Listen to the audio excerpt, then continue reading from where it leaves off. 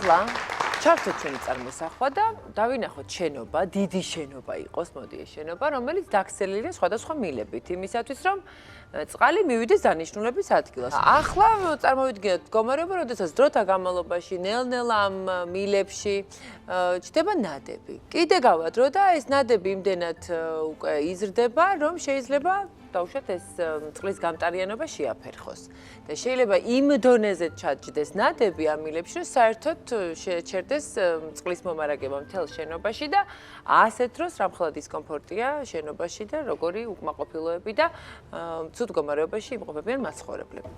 ახლა ეს შენობა გადავიტანოთ ადამიანის სხეულზე. შენობა როგორც ადამიანი, რომელსაც ზუსტად ისეთივე დისკომფორტი და არა მხოლოდ დისკომფორტი შეიძლება შეექმნას მისი მილების, ანუ ამ შემთხვევაში სის ზარღვების გაბიდნის, ანუ აი ამ ნადების არსებობის შემთხვევაში. შენობის შემთხვევაში მოვლენ ხელოსნები, სპეციალისტები და შეაკეთებენ, სის ზარღვების შემთხვევაშიც არსებობენ სპეციალისტები, რომლებიც შეაკეთებენ, თუმცა შეიძლება ეს იყოს სიცოცხლისთვის საფრთხე მდგომარეობაც და კონდიციაც. რა თქმა უნდა, თიკა აბსოლუტურად მართალი ხარ, რადგან ადამიანისთვის სიზარღვების დახშობა შეიძლება სასიცოცხლოდ სარისკო აღმოჩნდეს. ყველა ორგანოს ჭირდება სისხლით მომარაგება, ხო, გამართულად ფუნქციონირებისთვის და აი ამ სისხლით მომარაგება ხდება სიზარღვების მეშვეობით.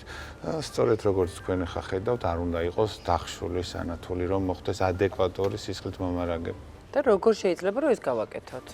იმისთვის რომ აღდგეს სიზარღვი და სისხლმომარაგება საჭიროა ეს დაზიანებული, ოკლუზირებული სიზარღვი დაუბრუნდეს თავის პირვანდელ ზომას. ეს ოკლუზია შესაძლოა ფოლაქების გაჩენის შედეგად მოხდეს და როდესაც არის ფოლაქების სიზარღვებში, ამ დროს ხდება სტენტირება, ანუ ამ დახშურის სანათურის აღდგენა, რომ სისხლმა განაგრძოს მოძრაობა. მოდით წამოვყევი, განახებ რეკვიზიტზე უფრო თვალსაჩინოებისთვის, როგორ ხდება ყველაფერი ეს და რას ნიშნავს სტენტირება. წარმოიდგინე სიზარღვი და სანათური, ხო, ესე რომ გახედო, აი შეხედე, წესით უნდა იყოს ჩვეულებრივად თანაბარი დიამეტრის მქონე, ხო? ნუ შევთვალოთ აი ეს ადგილი, რომ გადავჭრათ თვალსაჩინოებისთვის მაყურებელს რომ ნახოს, არის ასე ვთქვათ ფოლაქები, რომელიც სისხლის ნაკადის, ანუ გადინებას უშლის ხელს. სტენტირება რა არის? მარტივად რომ ისე სტენტი, როდესაც იდგმება სიზარღვში, ხდება სანათურის აღდგენა, დიამეტრის აღდგენა, იმ ფოლაქის ასე ვთქვათ გაშლა და ნაკადი ჩვეულებრივად გამტარიანობა აღდგება. ეხლა როგორ ხდება ეს სტენტირება? წარმოიდგინე არის კათეტერი, რომელიც იდგმება სისხლში, ამ კათეტერზე არის ესე ბადისებური სტენტი მიმაგრებული და კათეტერის მეშვეობით ხდება დახშულ სისხლში ან შევიწროებულ სისხლში შესვლა. კი. როდესაც ხდება ანუ სათანადო ადგილას განთავსდება სტენტის კათეტერის მეშვეობით, ხდება აი ამ სტენტის გაბერვა და კათეტერი უკვე ტოვებს ამას და ხდება შიგნით სტენტი. შეხედეთ როგორ გაიბერა. ამოივსო ეს ნაწილი. ეგ სტენტი გაიბერა. ნუ ეს რაღაც ბადესავით არის, ხო, რომელიც დაეკრება კედლებს და შემდეგ უთავისუფლებს გზას სისხლს. ძალიან გენიალური მიგნება. ეს სტენტირება სულ გვესმის, როგორც თანამედროვე ძალიან ადვილი გამოსავალი და სიცოცხლის შემანარჩუნებელი და გადამრჩენელი, თუმცა ესეთი ის რო ქონდა რაღაც მოქმედება არ ვიცოდი. წავიდეთ ხო დავსხდეთ და დავპატიჟოთ კიდევ ექიმის სტუდიაში, ზუსტი პროფილის ექიმი, ავერსის კლინიკის ინტერვენციული კარდიოლოგიური სამსახურის ხელმძღვანელი მურმან ქანთარია და კომპანია Modern Medical Solutions კომერციული დირექტორი რომა ლომიძე. გამარჯობა, შეგესალმებით.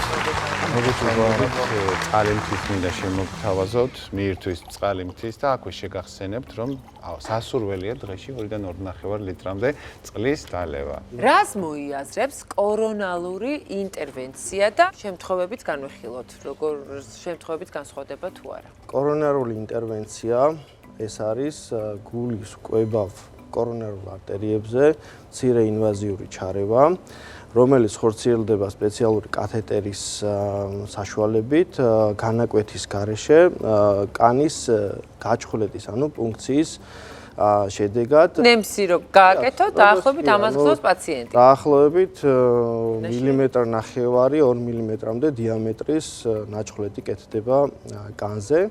შემდეგ ენდება სპეციალური კათეტერი და ამ კათეტერის საშუალებით ხდება უკვე შემდგომი ინტერვენციის ჩატარება.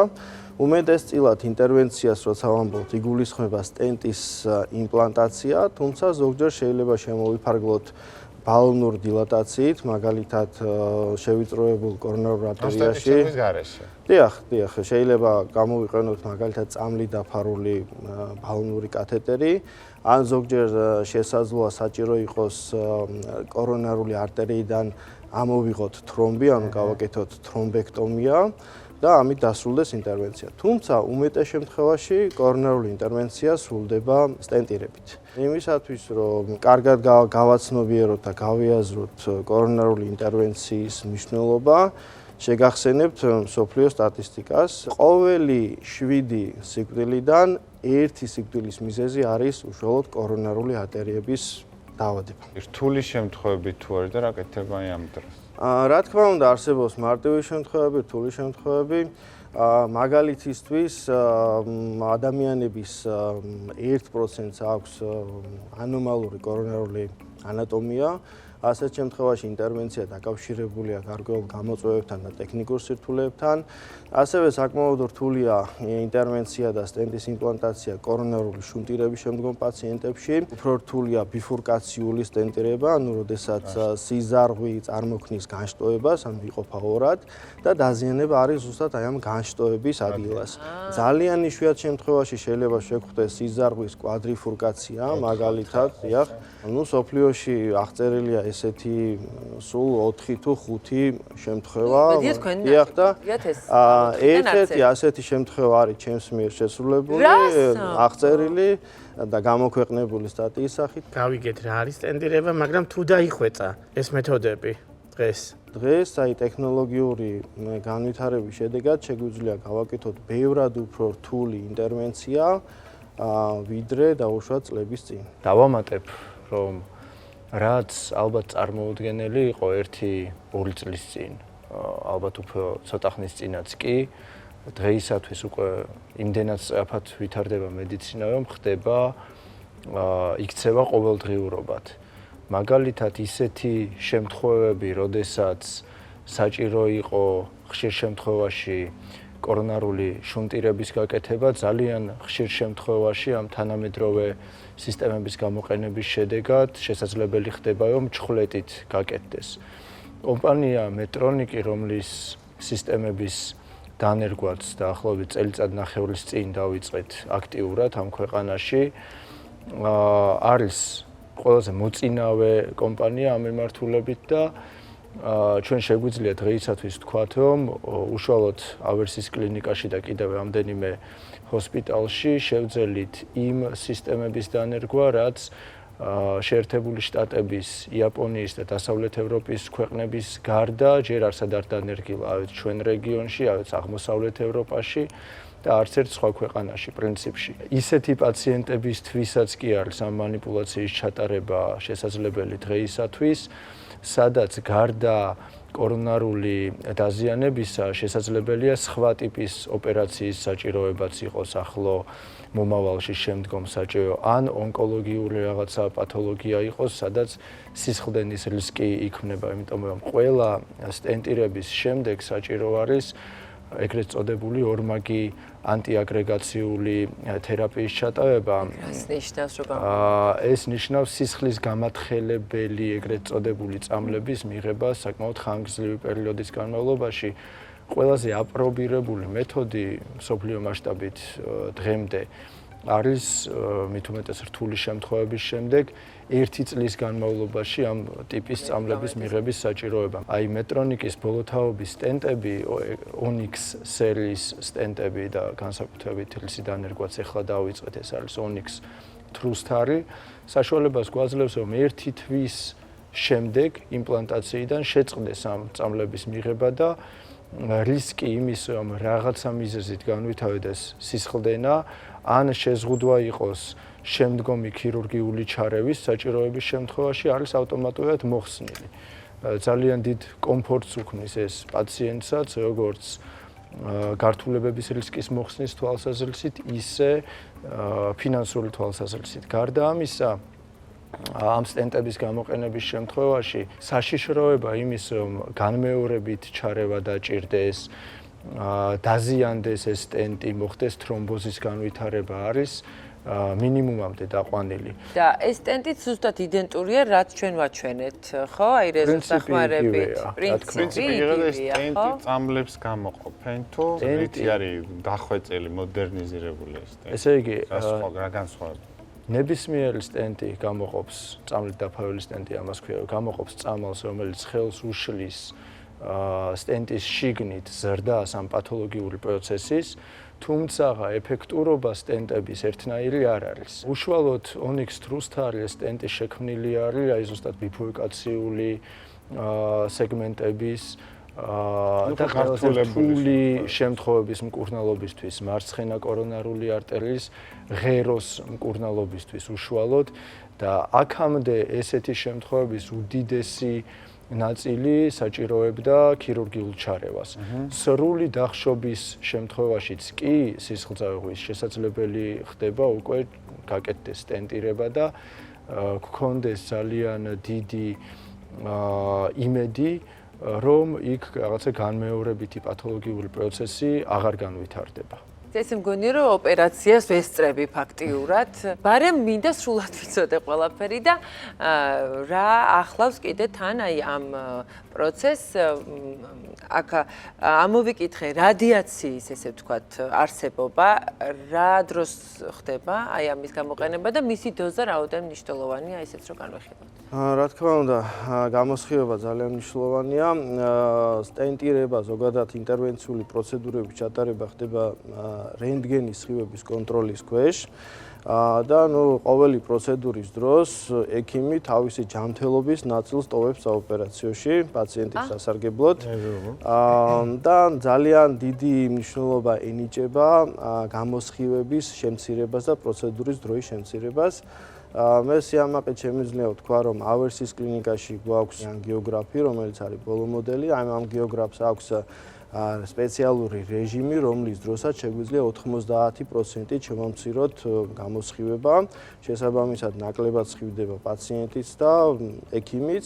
ზოგადად პაციენტზე ვფიქრობდი, მაგრამ ექიმზე არც რა თქმა უნდა, და აი ამ დასხივების დოზის შემცირებაში ძალიან დიდი როლი აქვს თავად სტენტების ხარისხს და აი ინტერვენციული სისტემების ხარისხს, იმიტომ რომ როდესაც მუშაობთ კარგი ხარისხის სტენტებით, კარგი ხარისხის მავთულებით, კათეტერებით, ამ დროს შეგვიძლია ორჯერ შევამციროთ პროცედურის დრო. შესაბამისად, დასხივების დროც შემცირდება ორჯერ. მე მინდა გამოვხატო ჩემი მადლიერება კომპანია Modern Medical Solutions-ის მიმართ, რადგან სწორედ ამ კომპანიის წყალობით გახდა აი ეს Onyx-ის სერიის სტენტები ფართო მასებისთვის ხელმისაწვდომი.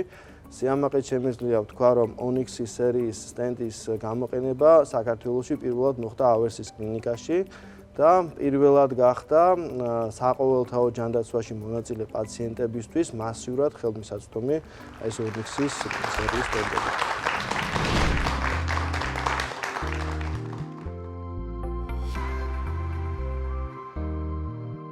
ჩვენ ვიმყოფებით ავერსის კლინიკის ჰიბრიდულ საოპერაციოში, რომელიც აღჭურვილია უმაღლესი ხარისხის და ბოლო მოდელის ანგიოგრაფით.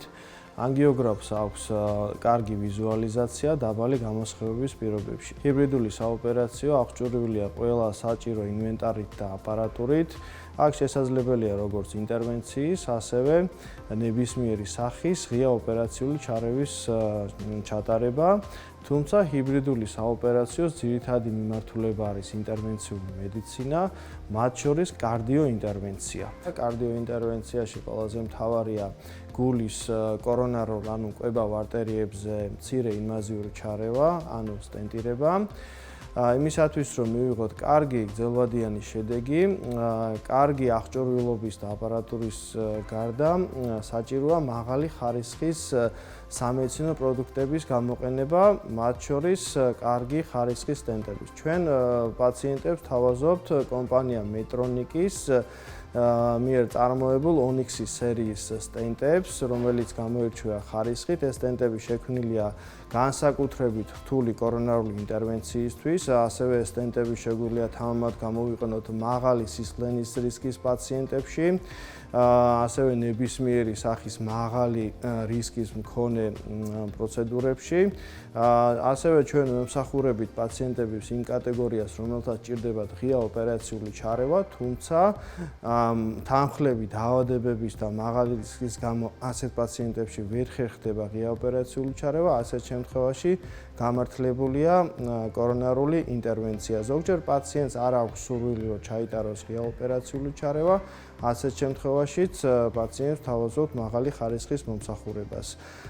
თუმცა არსებობს შემთხვევები, როდესაც ღია ოპერაციული ჩარევა, ანუ კორონარული შუნტირება არის შეუცვლელი, მაგრამ შემთხვევათა 90%-ში კორონარული ინტერვენციით შეგვიძლია თავიდან ავიცილოთ ღია ოპერაციული ჩარევა.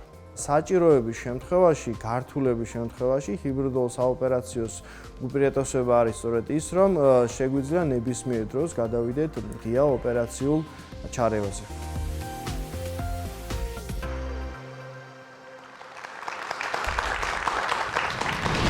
ესეც ასე, მე მგონი განვიხილეთ ყველა დეტალი, თუ კი გეფიქრებათ, რომ ასეთი საჭიროება გიდგათ, მე მგონი უკვე იცით ეს როგორ მოხდება, ექიმთან ყველა კითხვა დავსვით, თქვენც ასე უნდა მოიქცეთ პრინციპში, როდესაც ექიმთან მიხვალთ და აი ამ ცოდნით უკვე მიხვდებით რაოდენ მარტივად ხდება ამ ყველაფრის მოგვარება.